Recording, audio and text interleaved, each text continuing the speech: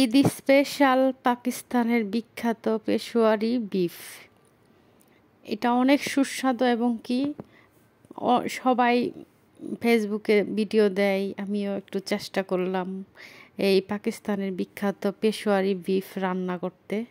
এই জন্য আমি কুরবানির একদম ফ্রেশ মাংস, একটু বড় বড় টুকরো, হাড় চর্বি সহ। এই রান্নাটা আসলে চর্বিটা একটু হইলে ভালো হয়, আর তেল ছাড়া যেহেতু দিব না, এই জন্য এই মাংসটা একটু চর্বিটা হলে খুবই ভালো হয়। তো মাংসটা আমি একদম পরিষ্কার করে ধুয়ে নিয়েছি। এখন মাংসটাকে এইভাবে একটু সাইজে একটু বড় করে নিছি।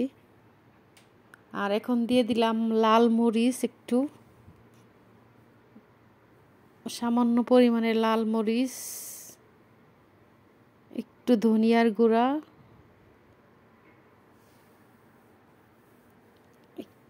একটু জিরার গুঁড়া, আর স্বাদ মতো লবণ।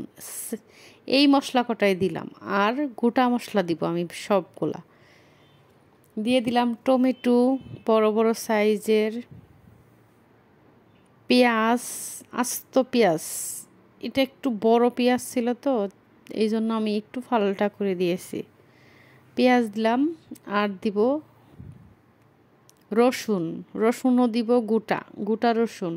এই রান্নাতে সবগুলো আর কি গোটা গোটা ব্যবহার করব। তো দিয়ে দিলাম আদাও, 2 টুকরো আদা দিব আমি এখানে, 3 টুকরো আদা দিলাম ছোট ছোট সাইজ। আর দিয়ে দিলাম একটা বড় এলাচ, স্টার মশলা,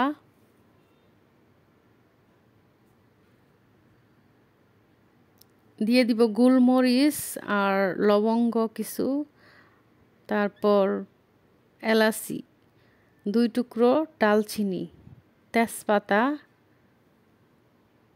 আর এখানে দিয়ে দিব ঘিটা আমার জমে গেছে। আসলে এই রান্নাটা হবে টোটালি ঘিয়ে।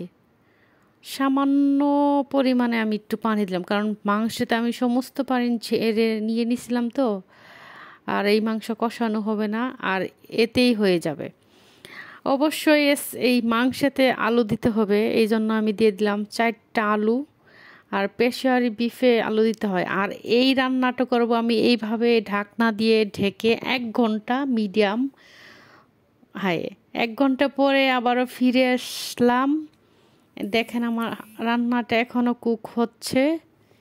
আর আরও রান্নাটা আমি রান্না করব 10 মিনিট, একদম লো আছে, পানিটাও শুকিয়ে গেছে। 10 মিনিট পরে আবারও ফিরে এলাম পেশোয়ারি বিফ রান্নাতে। এখন একটু রান্নাতে ঘি দিব আবারও, ঘিটা দিলে রান্নার স্মেলটাও বের হবে। আর পেশোয়ারি বিফ রান্নার তো অসাধারণ একটা রেসিপি, আপনারা বাসায় রান্না করে দেখবেন। যদি ভালো হয় ভিডিওটি একটু কমেন্ট করবেন, লাইক করবেন।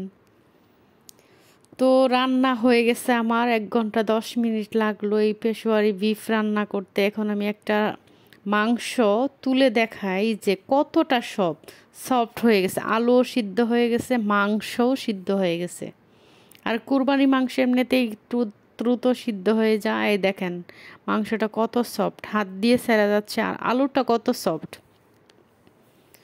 তো এখন আমি পরিবেশন করব একটা বাটিতে পেশোয়ারি বিফ পাকিস্তানের।